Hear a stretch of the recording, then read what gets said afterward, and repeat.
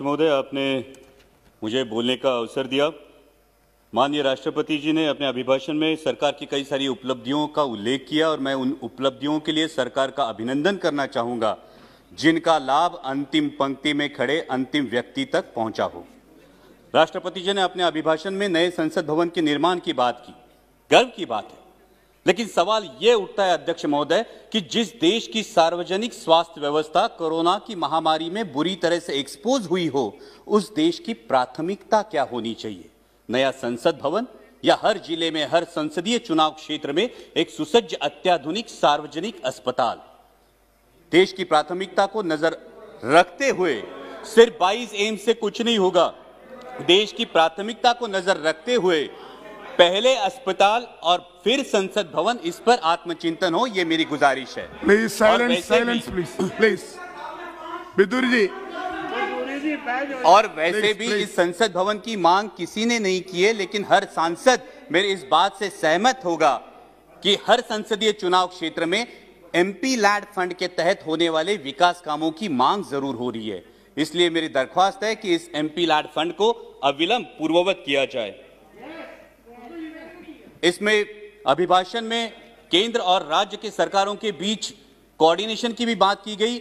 माननीय minister of finance state Anurag ji यहां उपस्थित है। मैं आपका ध्यान आकर्षित करना चाहूंगा कि महाराष्ट्र की सरकार को जीएसटी की 25,000 करोड़ की राशि प्रदान होना बाकी है, उस पर अविलंब विचार किया जाए। राष्ट्रपति जी ने अपने अभिभाषण में युवाओं के रोजगार की बात की। इस सरकार ने सपना दिखाया था कि सालाना 2 करोड़ युवाओं को रोजगार मिलेगा। अजय मिलना तो छोड़िए, जो हाथ में था वो भी चला गया। आज 1000 नौकरियों के लिए लाख युवा अप्लाई करते हैं और 4th क्लास की नौकरी के लिए ग्रेजुएट्स और पोस्ट ग्रेजुएट्स कतार में खड़े आते हैं। पहले नीम और अब नेशनल अप्रेंटिस जैसे प्रोग्राम, ये जो नीतियां हैं, ये देश के युवा वर्ग के लिए शोषण व्यवस्था साबित हो रहे हैं।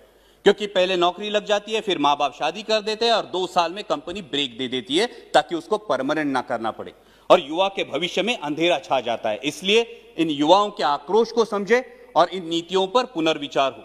इस अभिभाषण में और एक बहुत अच्छी बात की गई, वो है आत्मनिर्भर भारत की।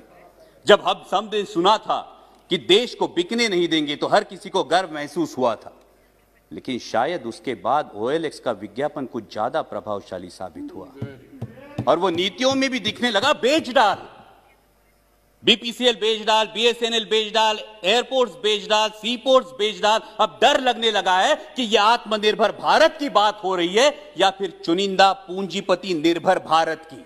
मैं सचेत करना चाहूंगा कि इस प्रकार से मुक्त अर्थव्यवस्था के आड़े में अगर हम क्रूनी कैपिटलिज्म को बढ़ावा देकर देश के संसाधन चुनिंदा पूंजीपतियों के हाथ में सौंप दे तो देश की आने वाली पीढ़ियां हमें कभी माफ नहीं करेंगी।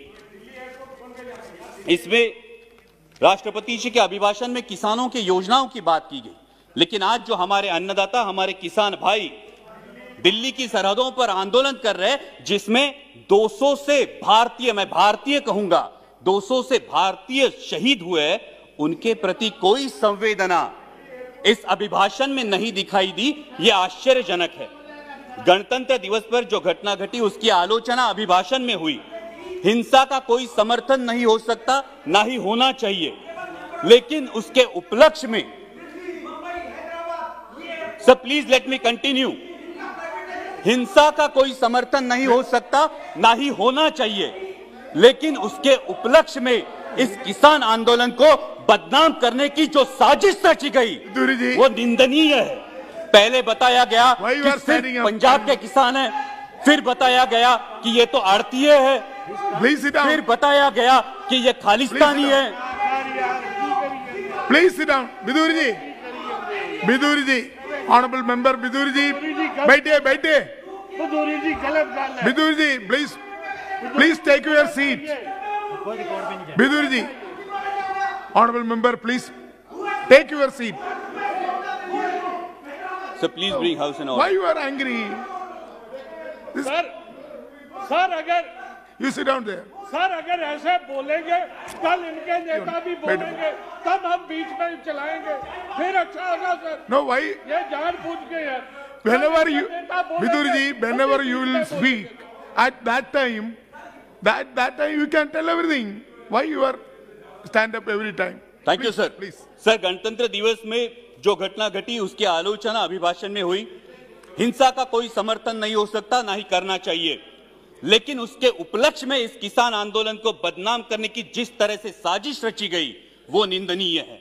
पहले बताया गया ये तो सिर्फ पंजाब के किसान है, फिर बोला गया कि ये तो आड़ती है, फिर बोला गया ये खालिस्तानी है, और फिर तथाकथित आईटी सेल ने और मीडिया के कुछ नुमाइंदों ने उन्हें देशद्रोही करार दे दिया।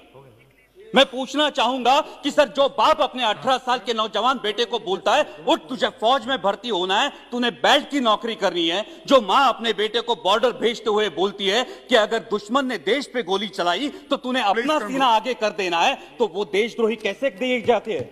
सर, आज बेटा सियाचिन में -डिग्री सेल्सियस में देश की रक्षा कर रहा है और उसका 70 साल का बूढ़ा बाप दिल्ली की सरहदों पर अपने हक के लिए कड़ाके की सर्दी में आंदोलन कर रहा है, तो किस मुंह से बोलेंगे जय जवान जय किसान?